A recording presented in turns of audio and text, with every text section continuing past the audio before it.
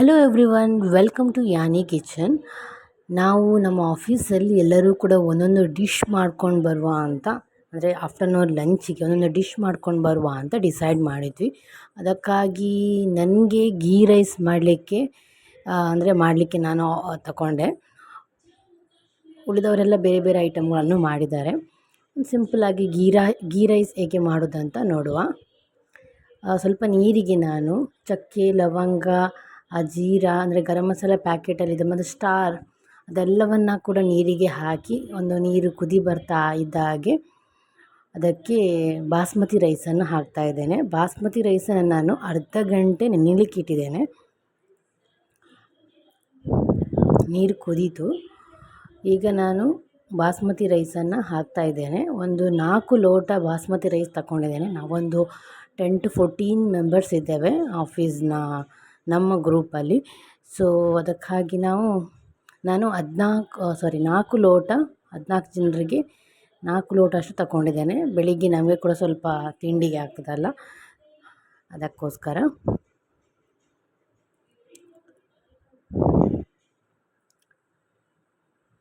ಒಬ್ಬೊಬ್ಬರು ಒಂದೊಂದು ಅಡುಗೆ ಮಾಡೋದು ಅಂತ ಹೇಳಿದ್ರೆ ಒಮ್ಮೆ ಕಷ್ಟ ಅಂತ ಅನ್ನಿಸ್ತು. ಬಟ್ ಆಫ್ಟರ್ನೂನ್ ಒಂದು ಲಂಚ್ ಅವರ್ ಆದ ನಂತರ ಒಂದು ಆ ಖುಷಿಯೇ ಬೇರೆ. ಒಂದು ಡಿಫ್ರೆಂಟ್ ಬೇರೆ ಬೇರೆ ಮನೆಯವರದ್ದು ಬೇರೆ ಬೇರೆ ಒಂದು ಟೇಸ್ಟ್. ಬಟ್ ಒಮ್ಮೆಲೆ ತಿನ್ನಲಿಕ್ಕೆ ಆಗದರೂ ಕೂಡ ನಿಧಾನವಾಗಿ ತಿಂದು ಎಲ್ಲ ಖಾಲಿ ಮಾಡಿದ್ದೇವೆ. ಸೊ ಒಳ್ಳೆಯ ಒಂದು ಅನುಭವ. ರುಚಿಗೆ ಬೇಕಾದಷ್ಟು ಉಪ್ಪನ್ನೆಲ್ಲ ಹಾಕ್ಕೊಳ್ಬೇಕು. ಯಾಕಂದರೆ ಗ್ರೇವಿ ಇನ್ನೊಬ್ಬರು ತಗೊಂಡು ಬರ್ತೇನೆ ಅಂತ ಹೇಳಿದರು. ಸೊ ಅದಕ್ಕೋಸ್ಕರ ನಾನು ಗ್ರೇವಿ ಮಾಡ್ತಿರಲಿಲ್ಲ, ಆಫೀಸಿಗೆ ಮಾಡಿಲ್ಲ. ನನಗೆ ಮನೆಯಲ್ಲಿ ತಿನ್ನಲಿಕ್ಕೆ ನಾನು ಗ್ರೇವಿ ಮಾಡಿದ್ದೇನೆ. ಅದನ್ನು ಮತ್ತೆ ಇಲ್ಲಿ ತೋರಿಸ್ತಾ ಇದ್ದೇನೆ.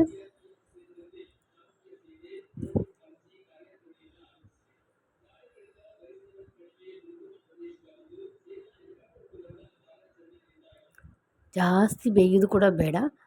ಒಂದು ಕುದಿ ಬಂದು ಒಟ್ಟಾಗಿ ಒಂದು 15 ನಿಮಿಷ ಬೆಂದರೆ ಸಾಕು. ಗೊತ್ತಾಗ್ತದೆ ನಮಗೆ. ಒಂದು ಗೀ ರೈಸಿಗೆ ಜಾಸ್ತಿ ಬೆಂದು ಹೋದರೆ ಅದು ಅಂಟಂಟಾಗೋಗ್ಬಿಡ್ತದೆ. ಸೊ ಅದನ್ನಲ್ಲಿ ಸಪ್ರೇಟಾಗಿ ತೆಗೆದಿಡುವ. ನೆಕ್ಸ್ಟ್ ನಾನು ಇದರಲ್ಲಿ ಒಂದು ಅರ್ಧ ಬಾಟ್ಲಷ್ಟು ಒಂದು ತುಪ್ಪವನ್ನು ತಗೊಂಡಿದ್ದೇನೆ. ಅಂದರೆ ಒಂದು ದೊಡ್ಡ ಸ್ಪೂನಲ್ಲಿ 5-6 ಚಮಚ ಸ್ಪೂನ್ ಆಗಿರ್ಬೋದು. ಆಮೇಲೆ ಕೂಡ ಅದರ ಮೇಲೆ ಸ್ವಲ್ಪ ಹಾಕಲಿಕ್ಕೆ ಇಡದೆ ಸ್ವಲ್ಪ ತೆಗೆದಿಡುವ. ಈಗ ಈ ತುಪ್ಪ ಬಿಸಿಯಾದಾಗೆ ಅದಕ್ಕೆ ಗೋಡಂಬಿ, ದ್ರಾಕ್ಷಿ ಎಲ್ಲ ಫ್ರೈ ಮಾಡಲಿಕ್ಕೆ ಇಡುವ.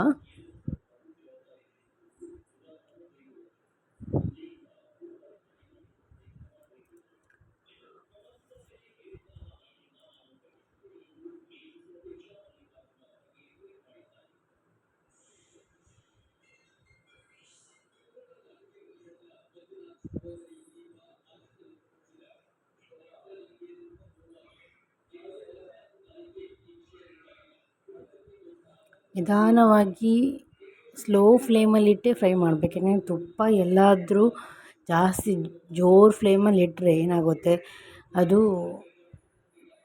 ಕಪ್ಪಗಾಗುತ್ತೆ ತುಪ್ಪವೇ. ಸೊ ಅದರಿಂದಾಗಿ ಮತ್ತು ಎಲ್ಲ ಐಟಮ್ಗಳಿಗೂ ನಮಗೆ ಆ ಸ್ಮೆಲ್ ಬರ್ತದೆ.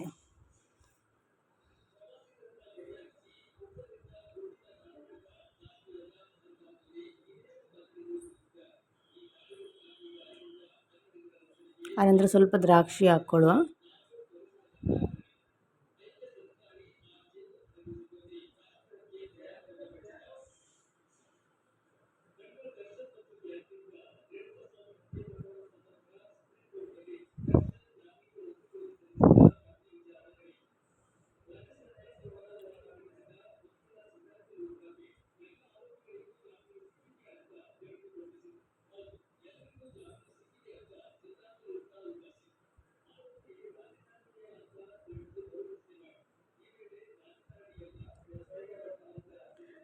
ಅಷ್ಟೊಂದು ಟೈಮ್ ತಗೊಳ್ಳೋದಿಲ್ಲ ಒಂದು ಗೀ ರೈಸಿಗೆ. ನಾರ್ಮಲಿ ನಾವು ಒಂದು ಪಲಾವ್ ಮಾಡುವಷ್ಟು ಕೂಡ ಟೈಮ್ ಬೇಕಾಗಿಲ್ಲ. ಎಲ್ಲ ರೆಡಿ ಇದ್ದರೆ ನಾವು ಬೇಗ ಬೇಗ ಮಾಡ್ಕೊಳ್ಬೋದು. ನೀರುಳ್ಳಿ ನಾನು ಒಂದು 2 ಆನಿಯನನ್ನು ತಗೊಂಡಿದ್ದೇನೆ. ಇದು ಚೆನ್ನಾಗಿ ಒಂದು ರೆಡ್ಡಿಶ್ ಅಂತಲ್ಲ, ಆರೆಂಜ್ ಟೈಪ್ ಬರುವಷ್ಟು ನಾವು ಅದನ್ನು ಫ್ರೈ ಮಾಡ್ಕೊಳ್ಬೇಕು. ಸ್ಲೋ ಫ್ಲೇಮಲ್ಲೇ ಇಡಬೇಕಾಗ್ತದೆ. ತುಪ್ಪಕ್ಕೆ ಆನಿಯನ್ ಸ್ವಲ್ಪ ಬೇಗ ಫ್ರೈ ಆಗಲ್ಲ, ಎಣ್ಣೆ ಅಷ್ಟು ಬೇಗ ಅದು ಫ್ರೈ ಆಗೋದಿಲ್ಲ. ಸೊ ಅದಕ್ಕೆ ನಾವು ಸ್ಲೋ ಫ್ಲೇಮಲ್ಲಿ ಒಮ್ಮೆ ಸ್ವಲ್ಪ ಜೋರು ಫ್ಲೇಮ್ ಇಟ್ಟು ಕೂಡ ಸ್ವಲ್ಪ ಜಾಸ್ತಿ ಸ್ವಲ್ಪ ಸ್ಲೋ ಫ್ಲೇಮ್ ಇಟ್ಟು ಫ್ರೈ ಮಾಡ್ತಾ ಇರಬೇಕು, ಇಲ್ಲದ್ರೆ ತಳ ಹಿಡಿತದೆ ಅದು.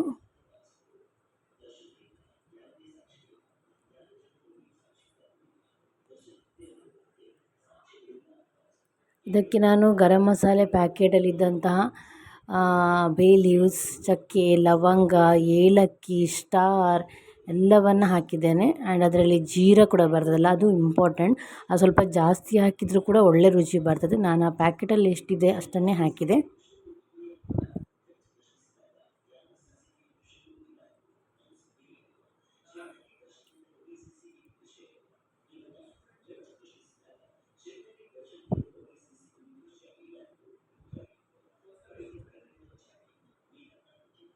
ಆನಿಯನ್ ಫ್ರೈ ಆಗಲಿಕ್ಕೆ ಸ್ವಲ್ಪ ಟೈಮ್ ತಗೊಳ್ತದೆ, 10 ನಿಮಿಷ ಆದರೂ ತಗೊಂಡಿದೆ ನನಗೆ.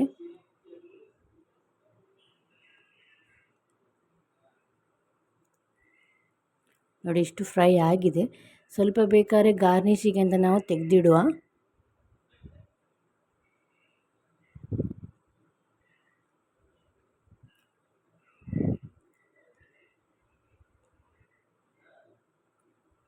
ಸ್ವಲ್ಪ ಬೇಕಾದ್ರೆ ಜಿಂಜರ್ ಗಾರ್ಲಿಕ್ ಪೇಸ್ಟ್ ಕೂಡ ಹಾಕ್ಕೊಳ್ಬೋದು, ಆಪ್ಷನಲ್ ಅದು, ಹಾಕಲೇಬೇಕು ಅಂತೇನಿಲ್ಲ. ಬಟ್ ಒಂದು ಒಳ್ಳೆಯ ಒಂದು ಜಿಂಜರ್ ಇದೆಲ್ಲ ಒಂದು ಸ್ಮೆಲ್ ಕೊಡ್ತದೆ. ಮತ್ತೊಂದು ಕಾಯಿ ಮೆಣಸು ಬೇಕಾದ್ರೆ ತಗೊಳ್ಳಿ.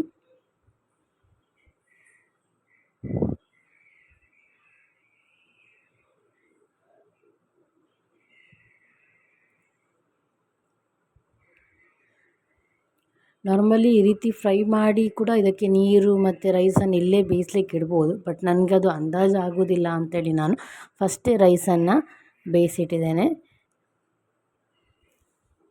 ಏನೂ ಡಿಫ್ರೆನ್ಸ್ ಇಲ್ಲ, ಒಂದೇ ರೀತಿ. ಸ್ವಲ್ಪ ಜಾಸ್ತಿ ಬೇಯಿಸಬಾರ್ದು, ಕಮ್ಮಿ ಬೇಯಿಸಬೇಕು. ಯಾಕಂದರೆ ಇಲ್ಲಿ ನಾವು ಫ್ರೈ ಮಾಡಿ ಅದಕ್ಕೆ ಹಾಕುವಾಗ ಕೂಡ ಸ್ವಲ್ಪ ಸ್ಲೋ ಫ್ಲೇಮಲ್ಲಿ ಇಡ್ತೇವಲ್ಲ, ಅದಕ್ಕೆ ದ್ರಾಕ್ಷಿ ಬೀಜ ಎಲ್ಲ ಸ್ವಲ್ಪ ಹಾಕ್ಕೊಳ್ಳಿ. ಮತ್ತು ಸ್ವಲ್ಪ ಗಾರ್ನಿಷಿಗೆ ಇಡುವ. ರೈಸನ್ನು ಹಾಕ್ತಾಯಿದ್ದೇನೆ. 4 ಲೋಟ ನಾನು ಬಾಸ್ಮತಿ ರೈಸ್ ತಗೊಂಡಿದ್ದೇನೆ. 10-14 ಮಂದಿಗೆ ಆಗಬೇಕಲ್ಲ, ಅದಕ್ಕಾಗಿ. ಇನ್ನು ಮಿಕ್ಸ್ ಮಾಡಿದರೆ ಆಯಿತು. ರುಚಿಗೆ ಸ್ವಲ್ಪ ಉಪ್ಪು ಕಮ್ಮಿ ಇದ್ದರೆ ಹಾಕ್ಕೊಳ್ಳಿ ಈ ಟೈಮಲ್ಲಿ.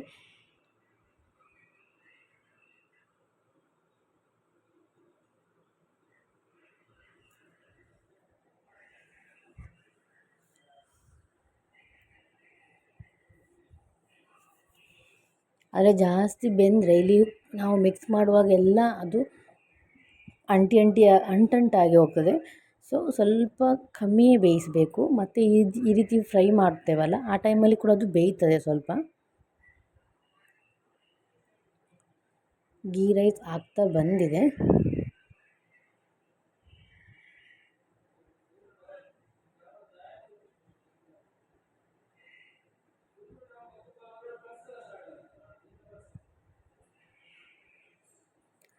ಗಾರ್ನಿಷಿಗೆ ಕೊತ್ತಂಬರಿ ಸೊಪ್ಪು ಹಾಕುವ. ದ್ರಾಕ್ಷಿ, ಆನಿಯನ್, ಈರುಳ್ಳಿ, ಗೋಡಂಬಿ ಎಲ್ಲ ಹಾಕಿ ಮಿಕ್ಸ್ ಮಾಡಿ.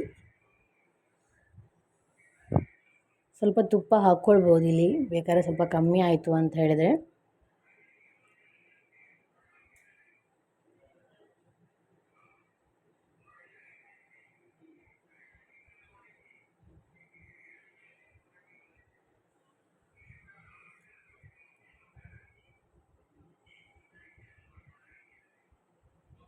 ನೋಡಿ ಆಗಿದೆ. ಒಳ್ಳೆ ರುಚಿಕರವಾದ ಒಂದು veg ghee rice. Ghee rice ಯಾವತ್ತು ವೆಜ್ಜೇ, ಬಟ್ ಸಿಂಪಲ್ ಆಗಿದೆ.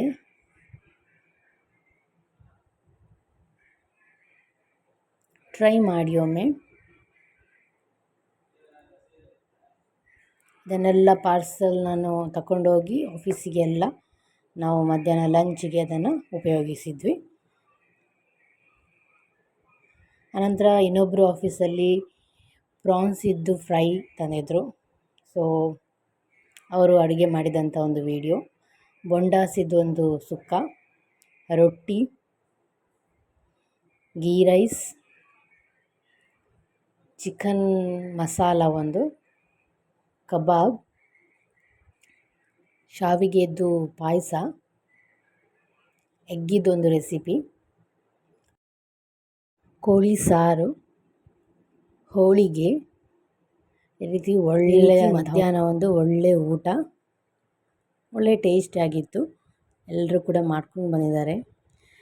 ನಾನು ಗೀ ರೈಸಿಗೆ ಒಂದು ಗ್ರೇವಿ ಮಾಡಿದ್ದೆ, ಚಿಕನಿದು ಗ್ರೇವಿ. ಅದು ಹೇಗೆ ಮಾಡಿದ್ದು ಅಂತ ಹೇಳ್ತೇನೆ.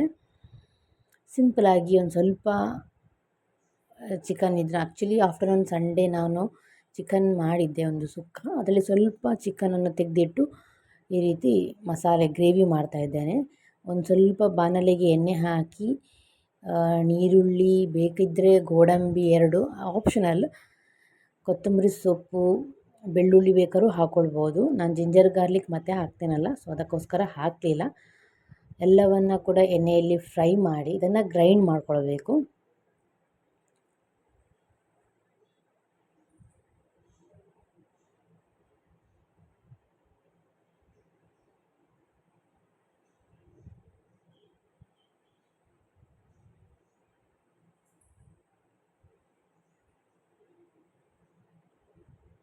ಅದನ್ನು ಗ್ರೈಂಡ್ ಮಾಡ್ಕೊಳ್ಳಿ. ನಂತರ ಸ್ವಲ್ಪ ಬಾಣಲೆಗೆ ಎಣ್ಣೆ ಹಾಕ್ಕೊಂಡು ಟೊಮ್ಯಾಟೊ, ನೀರುಳ್ಳಿ, ಹಸಿಮೆಣಸಿನ್ಕಾಯಿ, ಬೆಳ್ಳುಳ್ಳಿ ಬೇಕಾದ್ರೆ ಬೆಳ್ಳುಳ್ಳಿ ಎಲ್ಲವನ್ನು ಫ್ರೈ ಮಾಡ್ಕೊಳ್ಬೇಕು.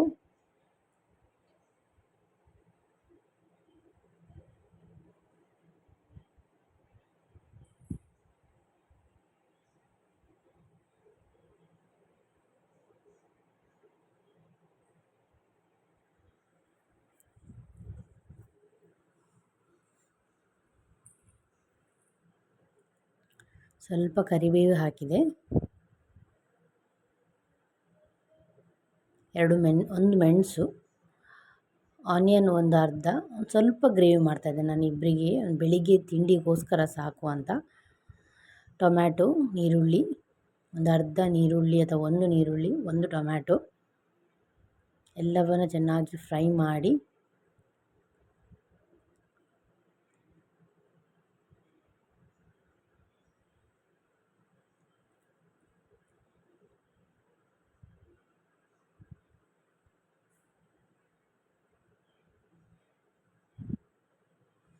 ಜಿಂಜರ್ ಗಾರ್ಲಿಕ್ ಪೇಸ್ಟ್,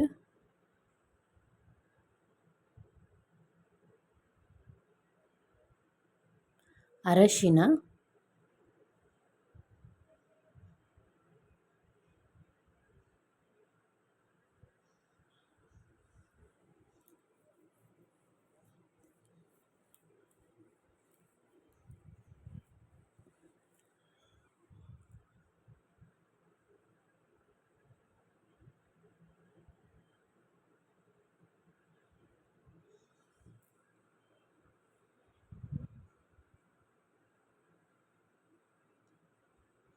ಎಲ್ಲವನ್ನು ಫ್ರೈ ಮಾಡಿಕೊಂಡು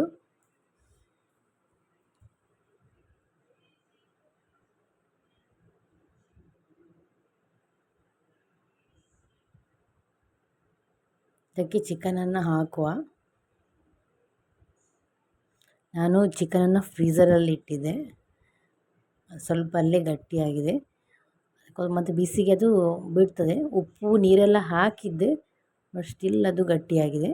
ಪರವಾಗಿಲ್ಲ, ಮತ್ತು ಅದು ಬಿಸಿ ತಾಗುವಾಗ ಬಿಡ್ತದೆ. ಉಪ್ಪು ಸ್ವಲ್ಪ ರುಚಿಗೆ.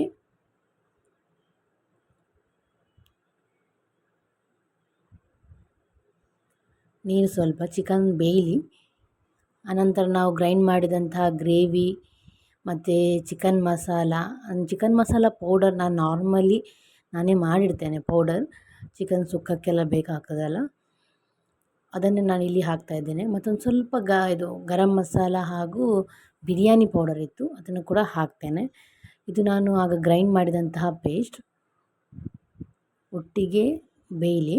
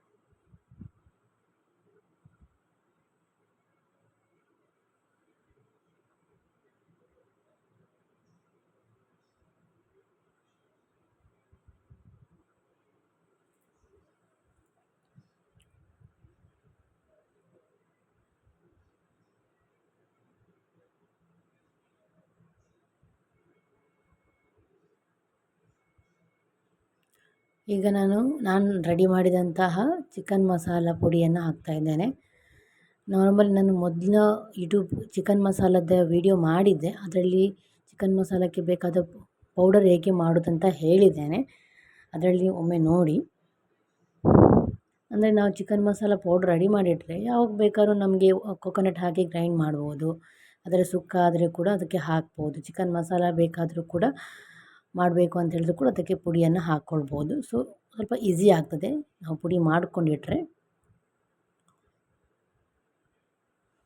ಸ್ವಲ್ಪ ಗರಂ ಮಸಾಲ ಹಾಕ್ಬೋದು. ಮತ್ತು ಬಿರಿಯಾನಿ ಪೌಡರ್ ಒಂದು ಆಪ್ಷನ್ ನನ್ನ ಹತ್ರ ಇತ್ತು, ಅದಕ್ಕೆ ನಾನು ಹಾಕಿದೆ. ಅಂದರೆ ನಾವು ಗೀ ರೈಸ್ ಒಟ್ಟಿಗೆ ಈ ಗ್ರೇವಿಯನ್ನು ತಿಂದಾಗ ನಮಗೆ ಬಿರಿಯಾನಿ ತಿಂದಾಗೆ ಕೂಡ ಫೀಲ್ ಆಗುತ್ತಲ್ಲ. ಸೊ ಹಾಗೆ ಸ್ವಲ್ಪ ಬಿರಿಯಾನಿ ಪೌಡ್ರ್ ಕೂಡ ಹಾಕಿದೆ. ಗರಂ ಮಸಾಲ ಒಂದು ಅರ್ಧ ಸ್ಪೂನ್, 1-2 ಸ್ಪೂನ್ ನಾನು ಖಾರದ ಪುಡಿ ಅಂದರೆ ಚಿಕನ್ ಮಸಾಲ ಪುಡಿ ಹಾಕಿದ್ದೇನೆ. ಒಂದು ಅರ್ಧ ಸ್ಪೂನ್ ಗರಂ ಮಸಾಲ, 1 ಅಥವಾ 1.5 ಸ್ಪೂನಷ್ಟು ಬಿರಿಯಾನಿ ಮಸಾಲ ಪೌಡ್ರ್ ಹಾಕಿದ್ದೇನೆ. ಇಲ್ಲಿ ಏನು ಅಂದರೆ ಕೊಕೊನಟ್ ಮಿಲ್ಕ್ ಕೂಡ ಹಾಕ್ಕೊಳ್ಬೋದು ನಾವು ಬೇಕಾದ್ರೆ. ನಮಗೆ ಜಾಸ್ತಿ ಸ್ವಲ್ಪ ಗ್ರೇವಿ ಬೇಕು ಅಂತ ಹೇಳಿದರೆ ಕೊಕೊನಟ್ ಮಿಲ್ಕನ್ನು ಕೂಡ ಹಾಕ್ಕೊಳ್ಬೋದು. ಕೊಕೊನಟ್ ಅಲ್ಲ, ಅದರದ್ದು ಮಿಲ್ಕ್ ಮಾತ್ರ.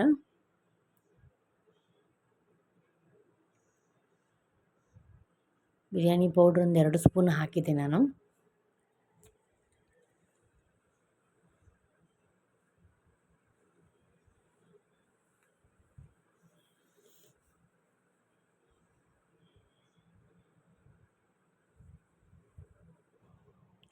ಸ್ವಲ್ಪ ನಾನೊಂದು 2 ದೊಡ್ಡ ಸ್ಪೂನಲ್ಲಿ ಗಟ್ಟಿ ಮೊಸರು ಹಾಕಿದ್ದೇನೆ. ಅದಕ್ಕೆ ಗೋಡಂಬಿ ನಾನು ಗ್ರೈಂಡ್ ಮಾಡುವಾಗ ಒಂದೇ ಅಥವಾ 2 ಹಾಕಿದ್ದು. ಒಂದು ಗೋಡಂಬಿ ಹಾಕ್ಕೊಳ್ಬೋದು, ಒಂದು ಇದನ್ನು ಗಟ್ಟಿ ಮೊಸರನ್ನು ಹಾಕ್ಕೊಳ್ಬೋದು, ಆಪ್ಷನ್.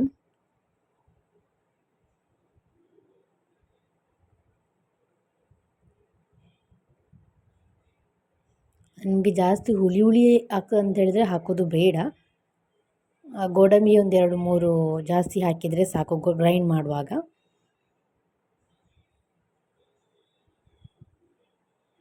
ಆಯಿತು. ಇನ್ನೊಂದು ರುಚಿಗೆ ಬೇಕಾದರೆ ಕೊತ್ತಂಬರಿ ಸೊಪ್ಪೆಲ್ಲ ಹಾಕಿ, ಸ್ವಲ್ಪ ಉಪ್ಪು ಕಮ್ಮಿ ಇತ್ತು, ಉಪ್ಪು ಹಾಕಿದೆ. ಯಾಕಂದರೆ ನಾನು ಗೀ ರೈಸ್ಗೆ ಸ್ವಲ್ಪ ಉಪ್ಪು ಕಮ್ಮಿ ಆಗಿದೆ. ಸೊ ಗ್ರೇವಿಗೆ ಸ್ವಲ್ಪ ಉಪ್ಪು ಜಾಸ್ತಿ ಇದ್ದರೂ ಕೂಡ ಪರವಾಗಿಲ್ಲ.